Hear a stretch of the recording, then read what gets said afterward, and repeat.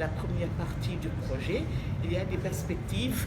Et ces perspectives, en termes de perspectives, on envisage d'impliquer d'autres pays, parce que c'est tous les pays qui sont confrontés à des questions sécuritaires actuellement, qu'il s'agisse, quand on prend la sécurité de manière large, bien évidemment. Tous les pays sont dans un cercle de feu, peuvent être dans la situation du Mali, du Nigeria, du Cameroun. Donc l'idée est de former après ces pays-là d'autres pays, journalistes d'autres pays, comme le Tchad, comme le Bénin, le Togo, la Côte d'Ivoire. Pensez également à ces pays qui sont sur le littoral, parce que la menace terroriste vient aussi des pays du littoral.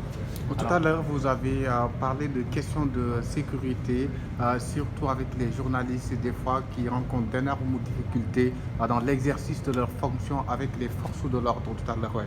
Oui, ce n'est pas facile, pas seulement dans nos pays, mais également même dans les pays développés. La question du traitement de la sécurité dans les médias n'est pas une chose vraiment aisée. L'accès aux documents pose problème parce qu'ils sont dans la plupart des cas frappés du sceau du secret défense. Donc l'accès aux sources, qu'elles soient ouvertes comme fermées, est très difficile.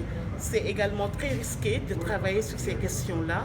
Finalement, même si des journalistes veulent maintenant traiter de ces questions, ils sont obligés de se regrouper en consortium, d'être une dizaine de journalistes pour pouvoir vraiment traiter en profondeur de ces questions-là, qui font appel également à beaucoup de formation, de connaissances, d'éthique et de responsabilité dans le traitement des questions donc sécuritaires. Alors aujourd'hui, on parle